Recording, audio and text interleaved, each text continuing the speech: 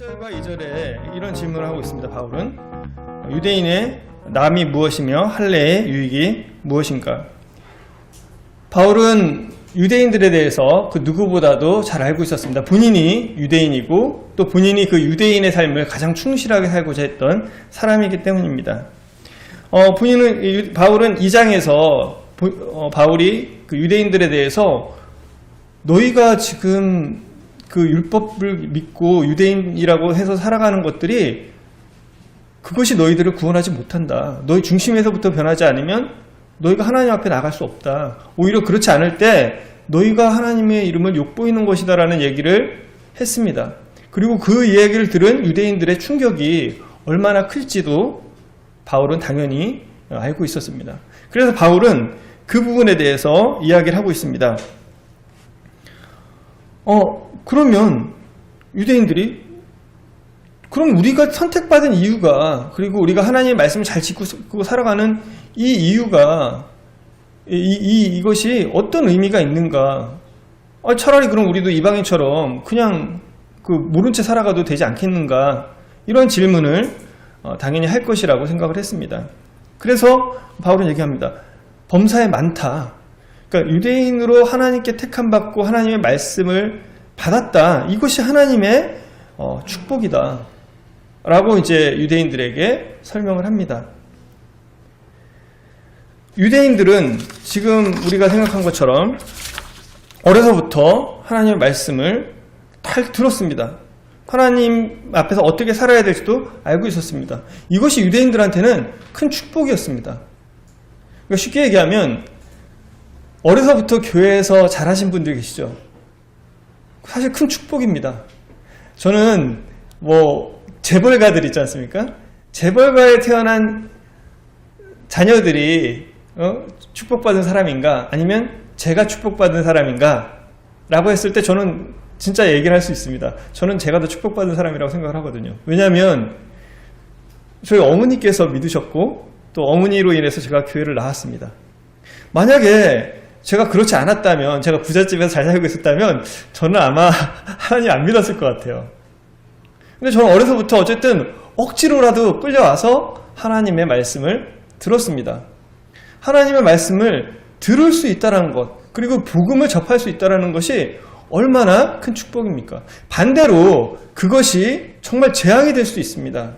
여기 나온 유대인들처럼 그 말씀을 어려서부터 듣고 보고 배웠음에도 불구하고 하나님을 만나지 못한다면 오히려 여기 나온 것처럼 하나님의 이름에 정말 욕을 끼치게 하는 그런 일이 저한테 있을 수도 있기 때문입니다. 반대로 그 하나님의 말씀을 통해서 하나님을 정말 만난다면 이것보다 더 큰 축복과 특권이 어디 있겠습니까? 유대인들 중에 많은 유대인들은 우리가 생각한 정말 나쁜 유대인들이 아닙니다. 많은 사람들은 정말로 그 하나님의 말씀을 통해서 예수님을 만났습니다. 초기에 구원받은 그리스도인들이 다 누구였습니까? 성령님이 오순절에 임했을 때 그 베드로의 설교를 듣고 구원받은 사람들이 누구였을까요? 다 유대인들이었습니다. 초기에 예루살렘에 있던 거의 대다수의 그리스도인들은 유대인들이었습니다. 왜 그들이 엄청나게 많은 이 숫자의 유대인들이 구원을 받을 수 있었을까? 그들이 어려서부터 하나님의 말씀을 듣고 따르고 그리고 하나님을 알고자 했기 때문에 그들의 중심부터 하나님을 찾고자 하는 마음이 있었기 때문에 그들이 그리스도인이 될 수 있었던 것입니다. 이렇게 생각하면 그것이 얼마나 큰 특권인지를 알 수 있습니다. 그리고 그들은 구원 받자마자 하나님의 말씀대로 그냥 살아갈 수가 있었습니다. 왜? 그 전부터 그렇게 살아왔고 이제 마음의 할례를 받고 나서 마음에서부터 변화돼서 그 하나님을 따르는 삶을 살 수가 있는 것입니다. 이방인들 같은 경우는요. 구원받고 나면 어떻게 돼야 됩니까? 정말 자신을 쳐서 복종해야 되는 것들이 있습니다. 하나님의 말씀 안에서 자라고 그 안에서 그 하나님의 말씀 속에서 커간다는 이 자체는 너무나 큰 축복입니다. 그러나 우리도 다 아시다시피 아는 것처럼 그러한 가운데서도 이 3절에 나오면서 어떤 자들이 믿지 아니하면 오늘날 우리 한국은 1,000만 명의 기독교 인구가 있습니다. 얼마나 많은 사람들이 이런 축복 가운데 태어나고 또 자라고 또 어른이 되었을까요?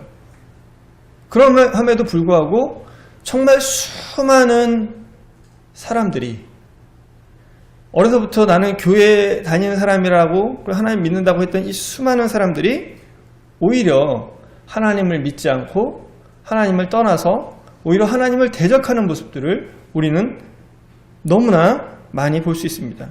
마치 유대인들이 이렇게 얘기하는 거죠.